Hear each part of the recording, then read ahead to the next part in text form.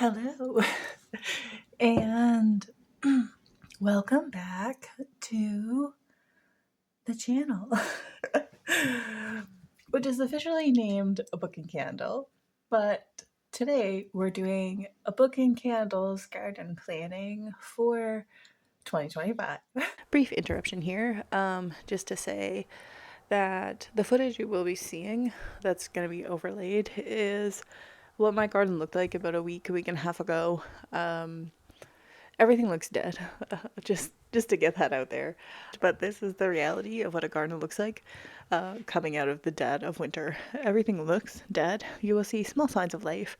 There are buds on stuff. You can't really see from the footage, but if you're up close, you see that stuff. So it's not really exciting, but it's just kind of the starting point to set where everything's going to go throughout the summer. So just kind of be able to see the transition from what it looks like now and what it will look like in the coming few months as everything flourishes and grows into being. Yeah, I think there was something else I wanted to say, but I can't quite remember it right now, so I'll probably pop back in with that little tidbit at some point else in the video while I'm editing and I see, oh, that's what I meant to say. So I will see you then. Back to the rest of the seed video now. Bye. Which isn't unusual. I do a couple gardening related videos. And I'll probably do more because what happens with my channel is in the spring, my videos for book reviews really slow down because I get busy with spring stuff, garden stuff, and this year I've become a little more obsessed than usual. And at the beginning of the year, I told myself, you know what? Don't overcommit yourself to the garden. Also, don't buy a bunch of seeds. You don't need them. Just focus on what you already have. Hello again. It's me again. Obviously, I remember the thing I wanted to say. So, when I was talking about how everything slows down in the spring, and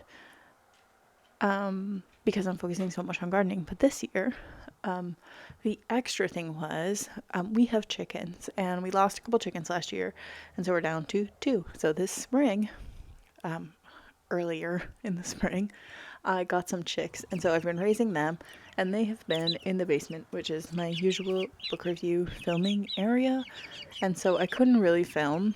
Now they're transitioning to be outside during the day, so that's really helpful. They've still been coming in at night because it's still been pretty cold, and they're not quite old enough yet, all of them, to be outside with the other chickens in the chicken coop at night because it's too cold. But I couldn't film because in the background you would have just heard chirp, chirp, chirp, chirp, chirp, chirp, which sounds really cute until it's constant. And because usually my book reviews are filmed in low lighting, they really don't like it when it's dark. So that's another reason for the delay, like the extended delay in book review coming out. So that's the other thing that I wanted to say, and now we're back to the main footage again for probably the rest of the video, hopefully. Thanks, guys. So I kind of want to start to give you like a glimpse of what our kind of yards look like. We are on a little over an acre, and by a little I mean like a smidge, and we have a wild blackberry bramble that exists on its own. I've tried to manage it a few times over the years, but it really doesn't need anything like to make it more productive. It just exists on its own. We have 2 apple trees that have been here I don't know how long, and those were here when we bought this house. In addition to that, we now have a lot of perennials added. So we also have raspberries, some that were here that just kind of appeared, and some that we also planted. So we have blackberry patch and a raspberry patch and a second raspberry patch and a second blackberry patch, because if you know anything about raspberries and blackberries, they spread, and the birds spread them. So they've just kind of popped up in different areas of the lawn. um, but in addition to that, we also have a selection of currants that I've added in the last few years, black, red, and pink. And outside of that, we also have a small orchard that we've been establishing for probably the last 5 or 6 years. So nothing's really bearing fruit yet. 2 of the trees that we added last year had fruit on them, but they came with those already started. So we have 2 pear trees, 3 apple trees that are outside of the ones that were here already, 1 peach tree that I just added last year and I'm really excited about. It's growing really well. And 2 cherry trees and 2 plum trees. 1 sweet cherry and 1 sour cherry. And both of the plums are European plums. One's a European, one's an Italian. They're basically the same thing. And the apples are Macintosh and Red Delicious, and then whatever wild apple kind of that grows on the tree. Trees that are wild and native to the area. I think that's it for those. We also have another berry section. So we have 4 blueberry bushes, another currant bush up with those. That was the first one we ever got. So it's kind of a standalone one up there. And then we have a gooseberry bush. We also planted a grapevine last year. That's a baby. And then we found what I believe is a wild, not a wild, grapevine, but one that had been planted probably by the previous owners, but was kind of buried in amongst blackberries and raspberries. And we found it, and I was like, is this a grapevine?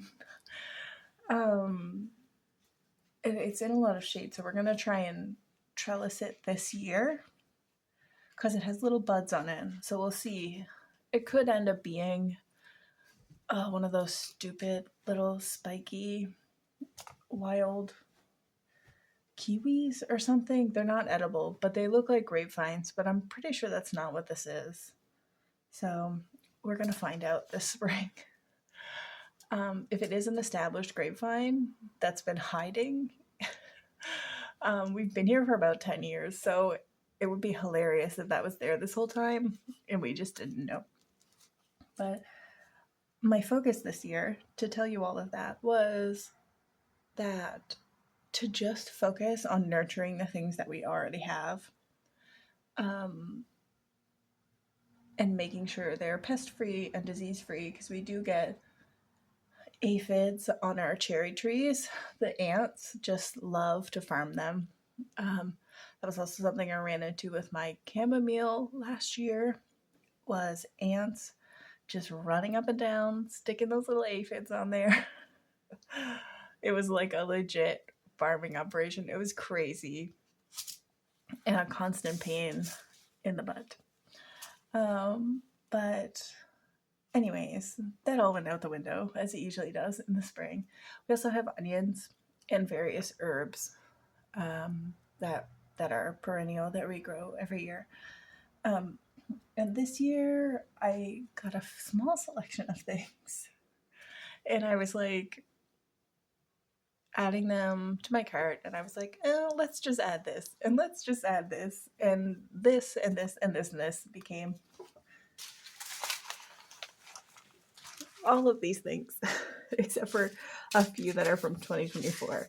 So the spinach It's from last year. It bolted on me when I planted it because I planted it too late. So I've just planted it this year again, just now in the middle of April. It is the April 20s, whatever, 21st, 22nd, 20th, something like that. And it's cold. So we can only plant things that can withstand the cold right now. Our last frost date isn't until like the end of May or something. So our start planting date is really far away. I'm in hardiness zone 4B. If you know anything about that, or if that means anything to you, if it doesn't, it means we have short summers and unpredictable springs and falls when it comes to temperature variation. April this year has been all over the place. It's been -5, it's been +15. We've had snowstorms, we've had rain, and today it's a beautiful, mostly beautiful, sunny, slightly overcast day. The sun's trying to come out. I see patches of blue sky, but it's struggling. Spring is limping along through April, but I feel like we're really headed in. So I've planted spinach. And this isn't even all my seeds, guys. I have another order coming. But we'll talk about that in a minute. I put these plants here to add some decor. This is the tag's still in them. This one, I got this last year at a local nursery. It is a Moon Valley Pilea mollis. And when I first got it, it was very compact. It looked like this. It's beautiful leaves. Let's see if I can get it to really show you. It's a little dusty. But the crevices are like a purple.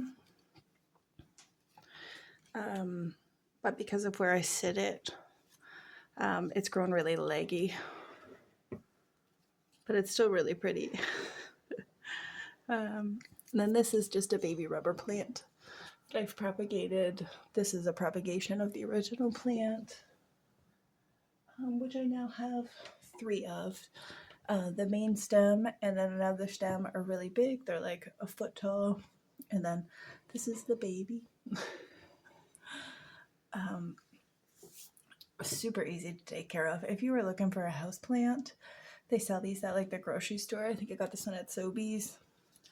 And that you can kind of see. It's a little dusty, but like this leaf is a separate plant. So this one will eventually become its own plant. And then I can have a 4th plant. So what I've got going so far is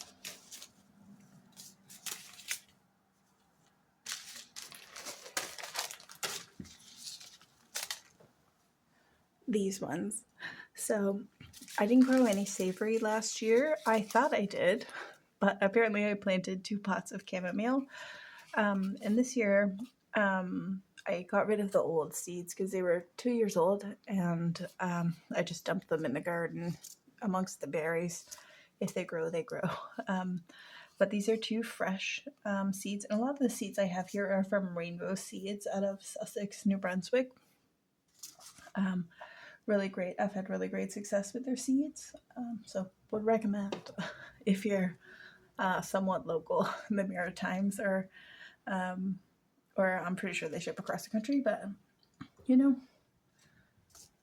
there's a great local seed company.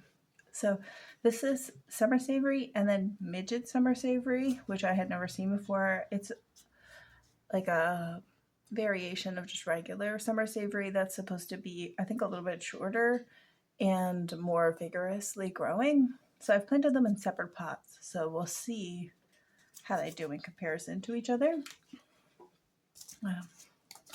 Then I was at Dollarama the other day getting domes for the savory pots that I planted, because one thing that I have to deal with here is every time I put out fresh soil, the squirrels like to dig in it. So I have to, if I'm planting a fresh pot, I have to cover it or they will dig up all the seeds. And savory seeds are very tiny, and you sow them on the surface.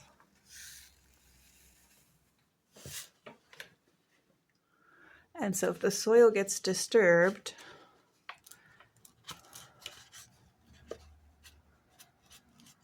and they get buried or tossed aside, you've lost all of your effort that you put in. You have to plant them again. So, I just think I lost a couple there. That's okay.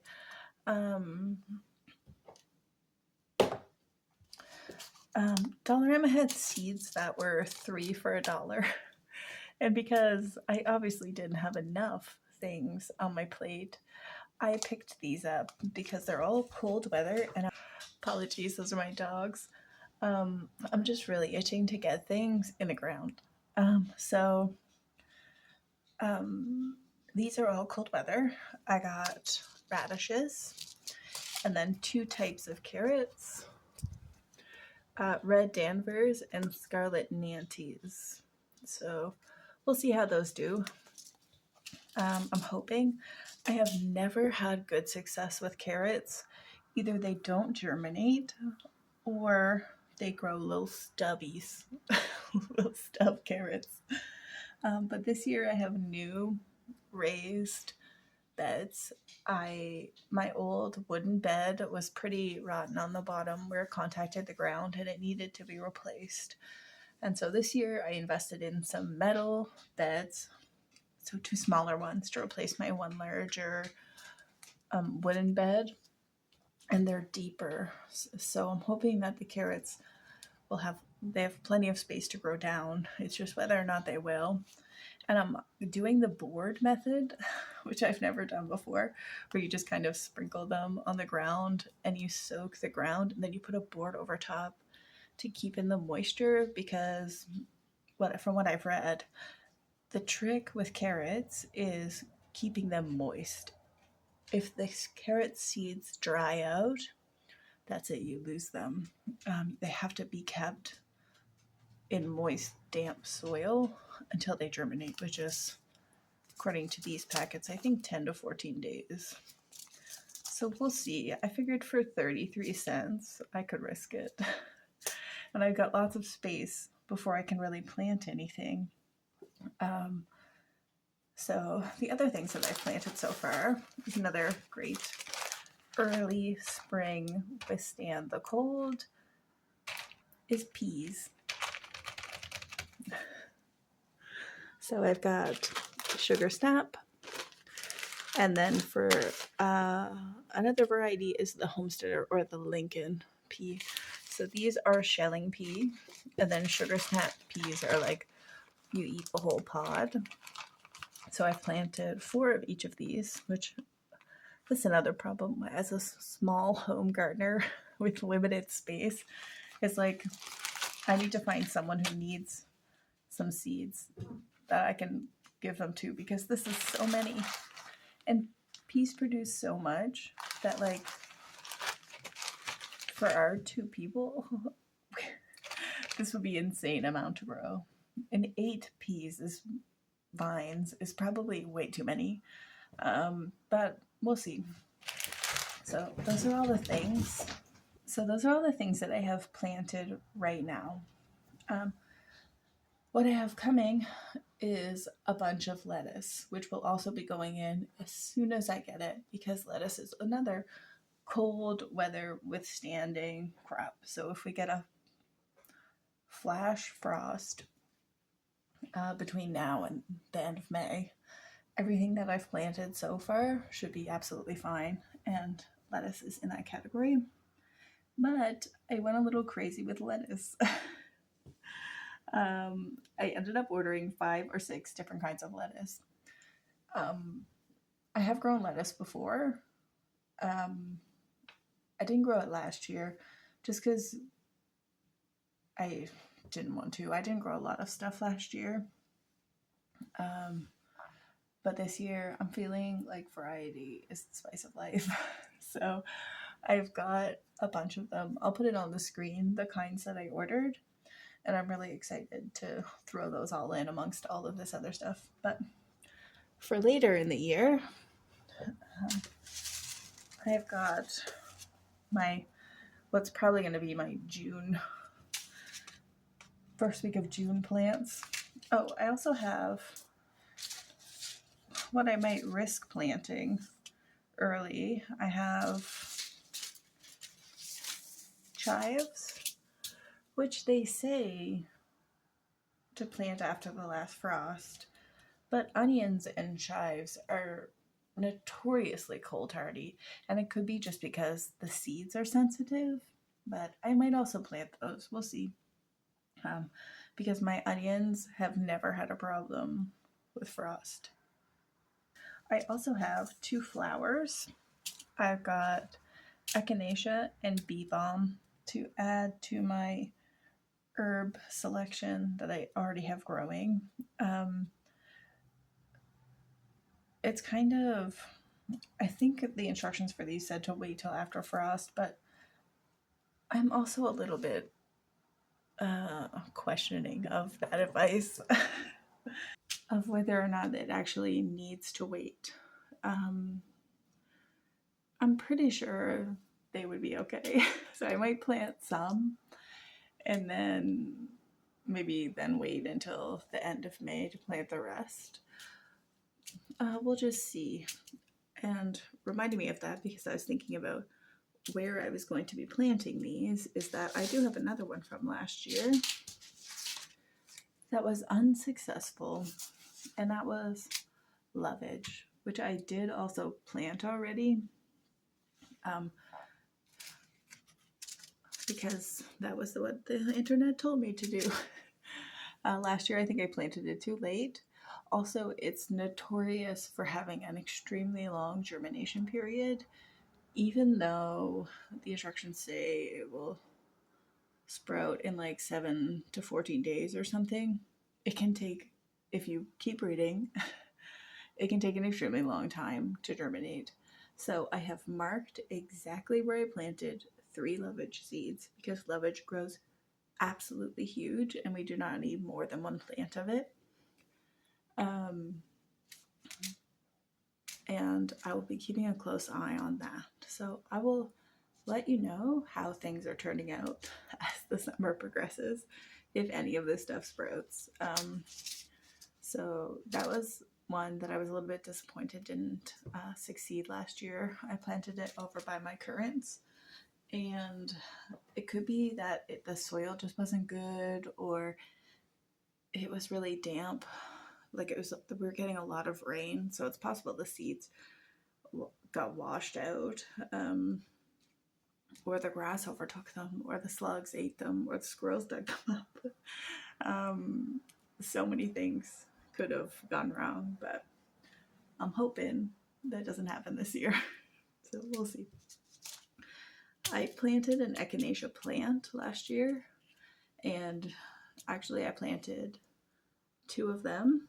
One that I got from a local like person who sells plants. It's not like a nursery or a greenhouse. It's just a lady who has a small plant business. And the deer ate it. They like cut it down to little stems. And then I bought another one from just Walmart, and the slugs decimated it. I tried putting coffee and eggshells around it, and I tried putting a net over it, and they still somehow got in and ate most of the leaves. So it is possible that I will have 1 or 2 echinacea come back up, because they are perennials. But I feel like they're probably dead. I don't know. Gardening, it's just extremely rewarding and also extremely frustrating and disheartening. So those I will be growing this year as well. Then I bought 2 kinds of cucumber. So I've got the straight 8 and the Market More. I'm excited to see how these do. Last year I bought like a discount cucumber kind of at the end of the season from Walmart. The same time I got the echinacea plant, and I planted it, and I planted a pumpkin, which actually ended up producing us one tiny little pumpkin that never fully ripened. It was still green. I planted them down where our fruit trees are, and the soil there just wasn't conducive to their growth. The pumpkin plant did get quite long, but the cucumbers produced like 2 little baby cucumbers that were like this big.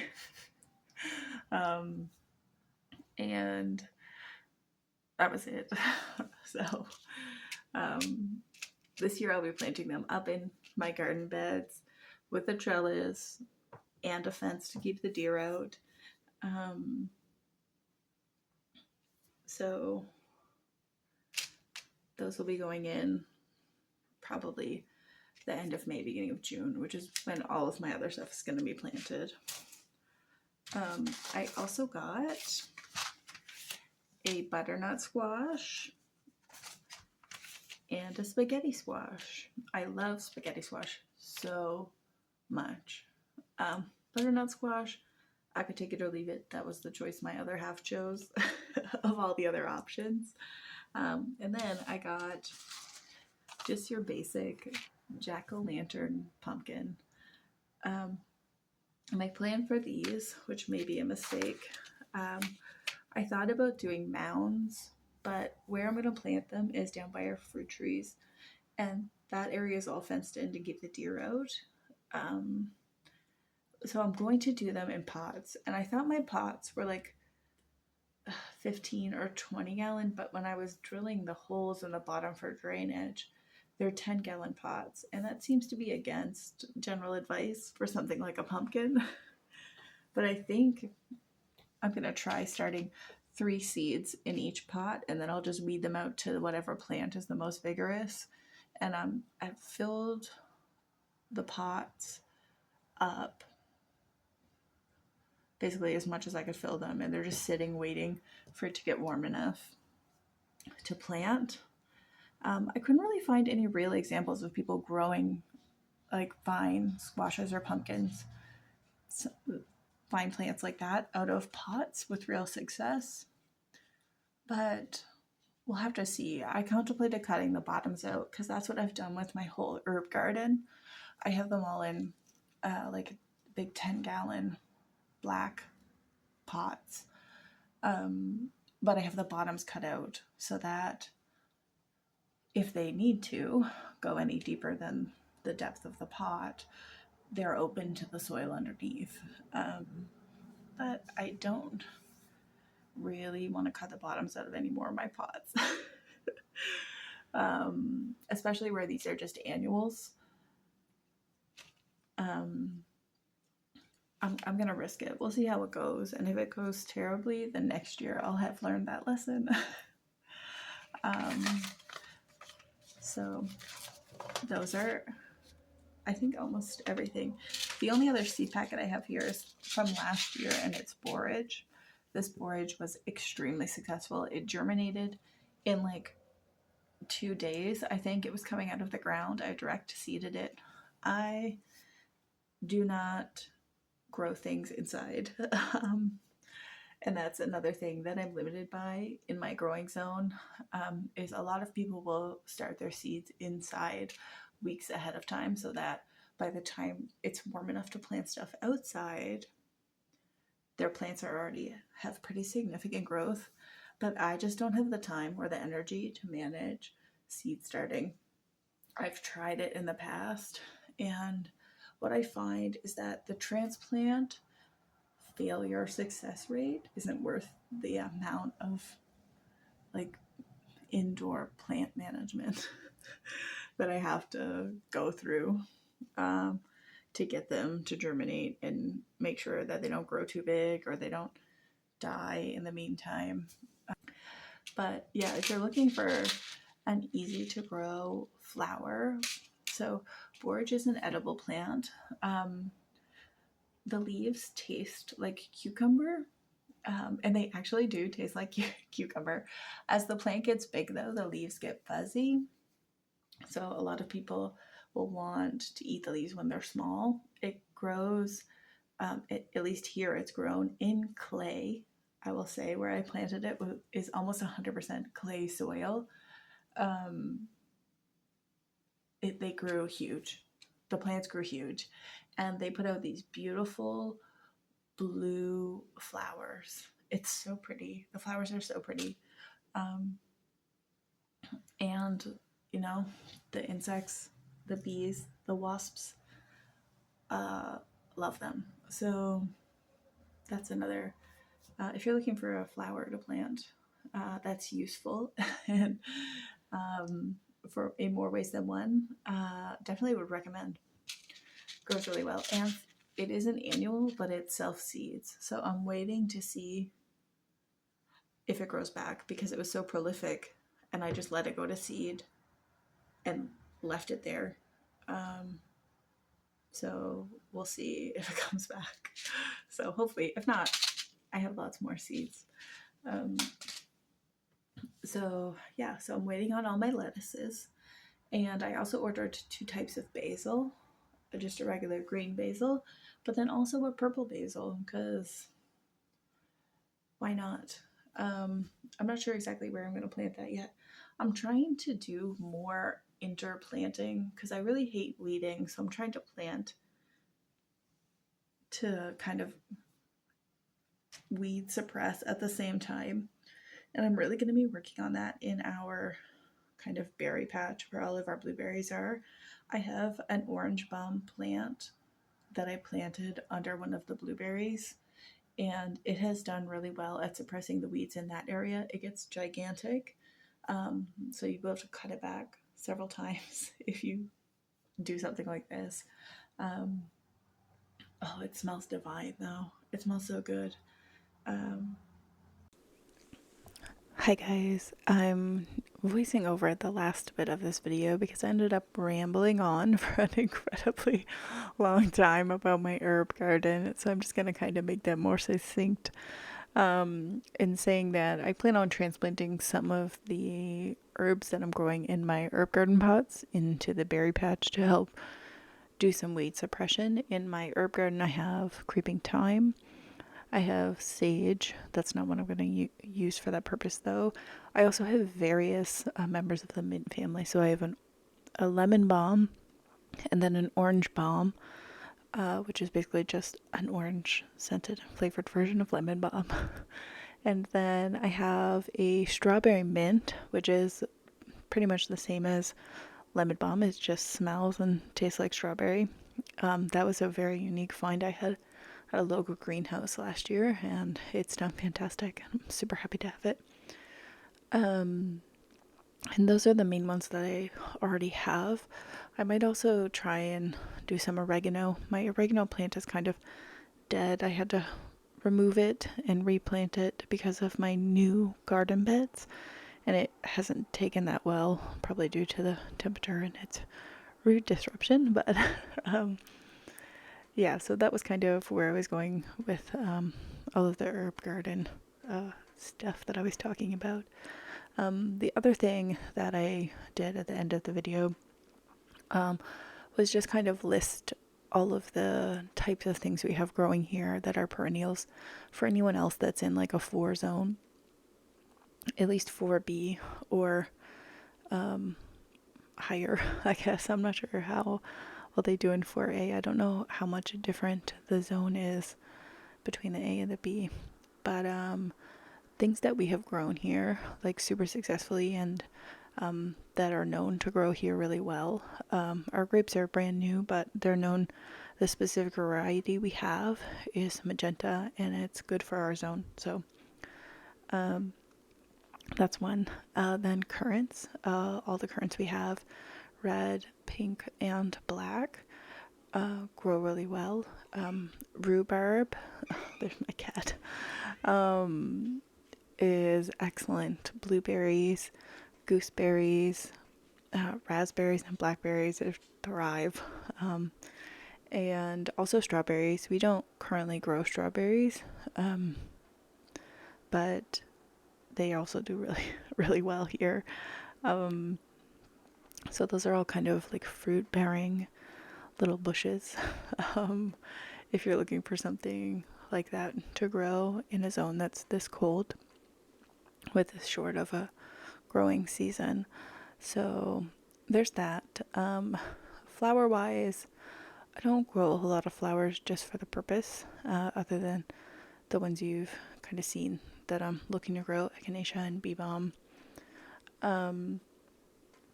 Goldenrod is here everywhere. It's just plenty wild all over our yard. And a lot of other things just kind of pop up.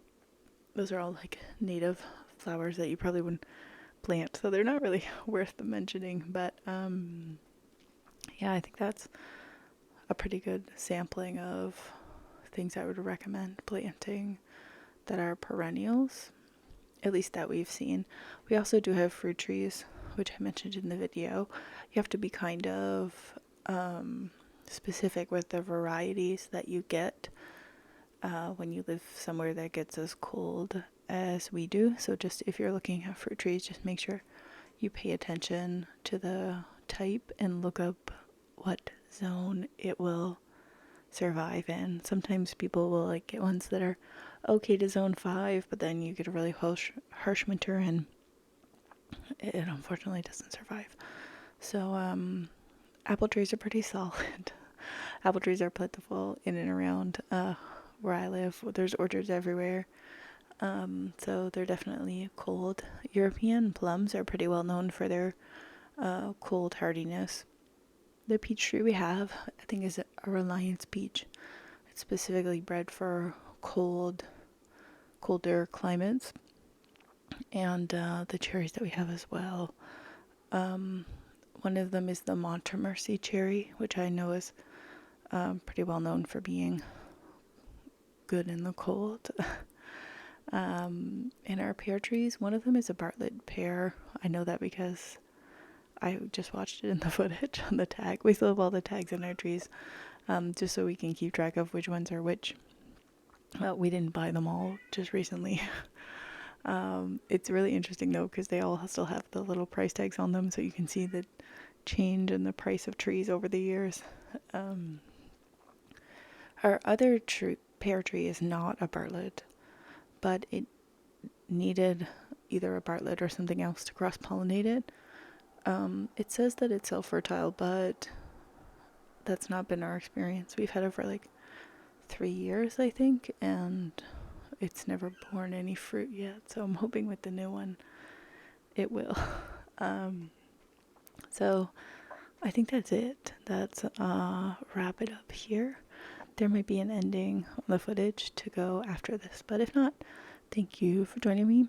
If you like this and you want to see more garden updates coming, you can subscribe to the channel, or if you like books, and you can also subscribe because that's the main content here. So thanks, and I'll see you in the next one. Bye. Hello again, it's me once more. I left a few things out now, finishing watching the footage, and also just from my list of things. Obviously, as I mentioned, lemon balm, orange balm, thyme, sage. Oregano can be a little bit hit or miss. The other things that we do grow really successfully here, hops. Be careful with it because it can get super invasive. Definitely recommend having it in a pot, but hops grow really well. The other type of in the mint family that I planted last year is anise hyssop or hyssop, however you choose to pronounce it. I usually say hyssop, even though I'm pretty sure the other way is the technical correct way. That's all I can think of right now off the top of my head. Oh, lavender. Lavender also is supposedly supposed to grow here. We'll see if mine comes back. You saw it in like the video footage. I'm not sure if I ever actually mentioned it in the video, but obviously it's there. It may be dead. I'm not sure. I've tried to grow it before, and it usually dies in the spring during the freeze and thaw. So fingers crossed it doesn't. I guess I'll let you know how that works out. And that's all of the things I can think of that we have growing right now. I'm sure I'm forgetting things. Oh, asparagus. Asparagus is the other thing that we grow. Great perennial to grow in this zone. Has produced super well. We have had one plant for several years, and last year I planted 5 more, just because of how well it's done. And one plant doesn't quite produce enough, so yeah, those are all the things I wanted to add. Thanks again. Bye.